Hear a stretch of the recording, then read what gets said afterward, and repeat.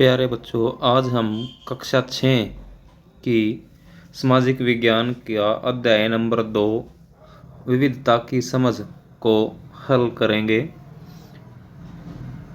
Box में देखो, भारत बहुत बड़ा देश है।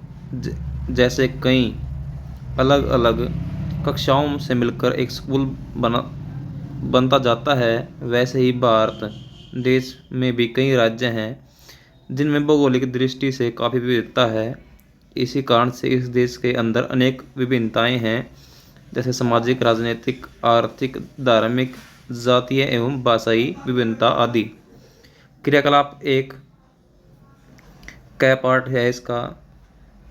नीचे चित्र दिया जा रहा है, इसमें तुमको क्या क्या विभिन्नताएं दिखाई दे रही हैं, लिखो। तो आपको चित्र दिख रहा है, इसमें आपको विभिन्नताएं बतानी है, कौन कौन सी विभिन्नताएं हैं। चित्र में आपका आंसर होगा, चित्र में विभिन्न धर्मों जैसे हिंदू, सिख, मुस्लिम आदि के पुरुष और महिलाएं दिखाई दे रहे हैं। ये आपको यहाँ पर जो है ये सिख दिखाई दे रहा है, ये आप यहाँ पर मुस्लिम जो है व्यक्ति खड़ा है, ये यहाँ पर एक पंडित यानी हिंदू व्यक्ति खड़ा है, उसके साथ जो है महिलाएं खड़ी हैं। अगर तुम संक्षेप में निम्न बिंदुओं पर ध्यान दोगे तो अंदाज़ा लग जाएगा कि भारत में कितनी विविधताएं हैं। जैसे यहाँ विभिन्न धर्मों के लोग रहते हैं, इस तरह करीब 100 से ज़्यादा भाषाएं बोलने वाले लोग यहाँ रहते हैं। कभी कभी विविधता खुशी होने का कारण नहीं बनती है। जो तुमसे भिन्न होते हैं, क्या वह तुम्हें अपरिचित से नहीं लगते? कभी कभी हम समझ नहीं पाते कि वे अलग क्यों हैं और उनके बारे में अलग तरह की राय बना लेते हैं, जिसे पूर्वाग्रह कहा जाता है या कहते हैं। क्रियाकलाप नंबर 2, क्या तुम अपने से अलग तरह के लोगों के बारे में लिखो कि वे तुमको ऐसे लगते हैं। तो आपका आंसर होगा, लोग एक दूसरे से भाषा, रंग, खाना पान, पहनावे आदि के आधार पर अलग लगते हैं। खया पाठ तालिका भरो। तो यहाँ पर एक धर्म दिया गया है, फिर पूजा स्थल और यहाँ पर ग्रंथ। तो हिंदू धर्म का जो है पूजा स्थल क्या है? मंदिर है, और ग्रंथ, धार्मिक ग्रंथ गीता। इसी प्रकार से इस्लाम का पूजा स्थल जो है मस्जिद है और धार्मिक ग्रंथ कुरान। सिख धर्म का पूजा स्थल गुरुद्वारा और ग्रंथ जो है गुरु ग्रंथ साहिब है। और ईसाई धर्म का जो है पूजा स्थल गिरजाघर या चर्च, और उनका धार्मिक ग्रंथ बाइबल है। क्रियाकलाप 3, शहरी एवं ग्रामीण क्षेत्र के लोगों के जीवन में जो है अंतर बताओ। तो आपको यहाँ पर शहरी जीवन दिखाया गया है और यहाँ पर आपको ग्रामीण जीवन दिखाया गया है। इसमें आपको अंतर बताना है क्या है। तो पहला आंसर होगा आपका, शहरी जीवन में लोगों का ध्यान व्यापार, नौकरी और विभिन्न आर्थिक और सामाजिक गतिविधियों पर रहता है। तो ग्रामीण जीवन के बारे में देखो, ग्रामीण जीवन ज़्यादातर लोग कृषि, पशुपालन और प्राकृतिक संसाधनों के साथ जुड़े होते हैं। सेकंड डिफरेंस इसके अंदर क्या है? शहरी क्षेत्रों में लोगों में संबंध औपचारिक होते हैं और ग्रामीण क्षेत्रों में आपसी संबंध घनिष्ठ होते हैं। तीसरा अंतर, शहरी जीवन में लोग एकाकी परिवार में तथा चकाचौंध भरा जीवन जीते हैं। एकाकी परिवार यानी कि एक जो है पति पत्नी और उनके बच्चे जो हैं उसको एकाकी परिवार बोलते हैं। दूसरी तरफ ग्रामीण जीवन देखो, ग्रामीण क्षेत्रों में संयुक्त परिवार व्यवस्था होती है तथा जीवन भी साधारण होता है। संयुक्त परिवार क्या होता है? जिसमें आपके चाचा ताऊ और जो हैं आपके पिताजी सभी मिलकर इकट्ठे रहते हों, वो आपका संयुक्त परिवार होगा। क्रियाकलाप नंबर 4, भारत के संविधान में हमारे कुछ अधिकार हैं और कुछ कर्तव्य भी। आपने जो भी समझा उसे संक्षेप में लिखो। तो भारतीय संविधान हमें 6 मौलिक अधिकार देता है और 11 जो है हमारे मौलिक कर्तव्य हैं। इसमें देखो, पहला हमारा अधिकार कौन सा? समानता का अधिकार है, स्वतंत्रता का अधिकार, शोषण के विरुद्ध अधिकार, धार्मिक स्वतंत्रता का अधिकार, संस्कृति एवं शिक्षा संबंधी अधिकार। ये हमारे जो मौलिक अधिकार हैं। और हमारे मौलिक कर्तव्य कौन कौन से हैं? संविधान का पालन करें और उसके आदर्शों, संस्थाओं, राष्ट्रध्वज और राष्ट्रगान का सम्मान करें, हमारा मौलिक कर्तव्य है। दूसरा, स्वतंत्रता संग्राम के सिद्धांतों का पालन करना। तीसरा, भारत की संप्रभुता और अखंडता की रक्षा करना, ये हमारा मौलिक कर्तव्य है। उसके बाद देखो, तुमने कक्षा में देखा होगा कि अमुक बच्चे के लिए शिक्षक या साथियों द्वारा पहले से ही पक्की धारणा बना ली जाती है, जैसे किसी को कंजूस कहना, उसी के आधार पर व्यवहार करना। क्रियाकलाप नंबर 5, रूढ़िवाद से तुम क्या समझते हो? अपने आसपास हो रहे किसी रूढ़िवाद के बारे में लिखो।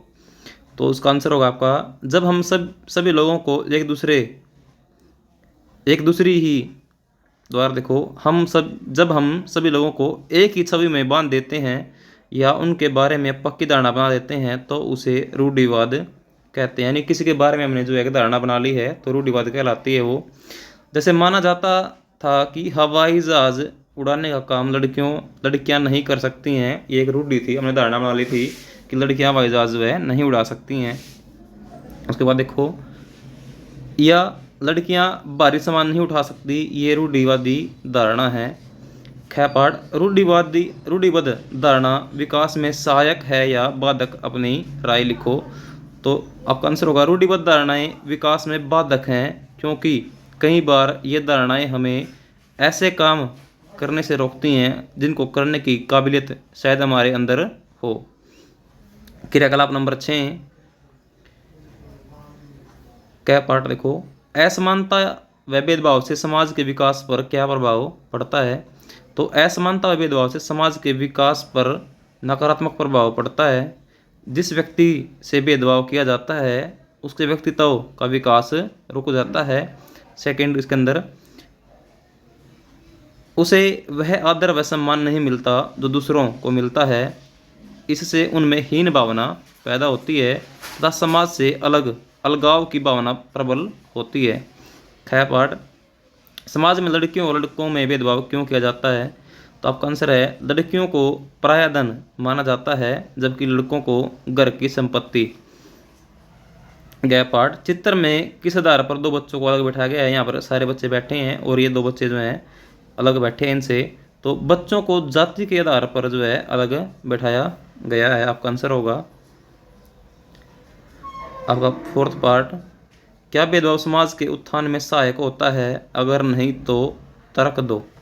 भेदभाव समाज के उत्थान में सहायक नहीं है। देखो, समाज किसी एक वर्ग, समुदाय, जाति या धर्म से नहीं बल्कि सबके मिलने से बनता है और समाज का उत्थान तभी संभव है जब सबका विकास होगा।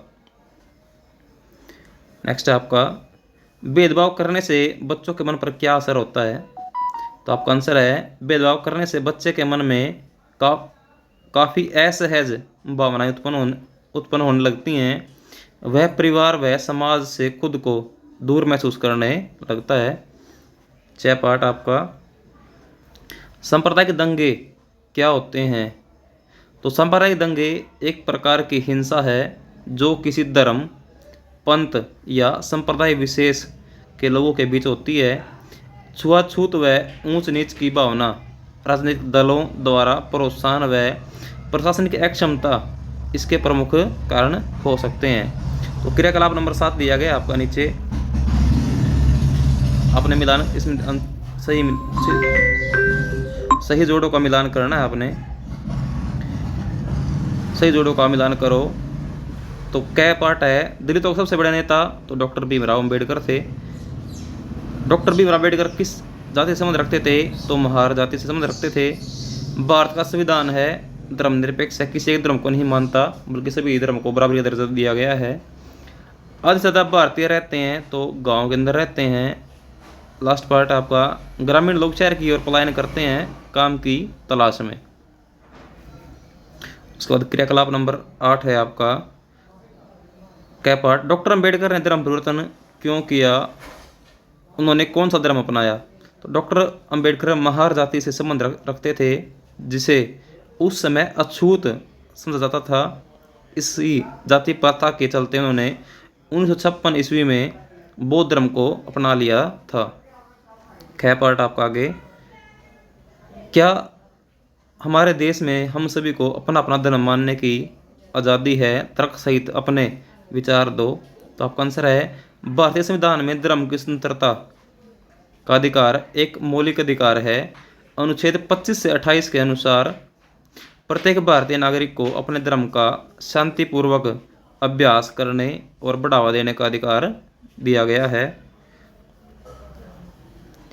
गया पार्ट आपका, अपने आसपास क्या तुम भी किसी तरह का भेदभाव महसूस करते हो? अपने विचार लिखो।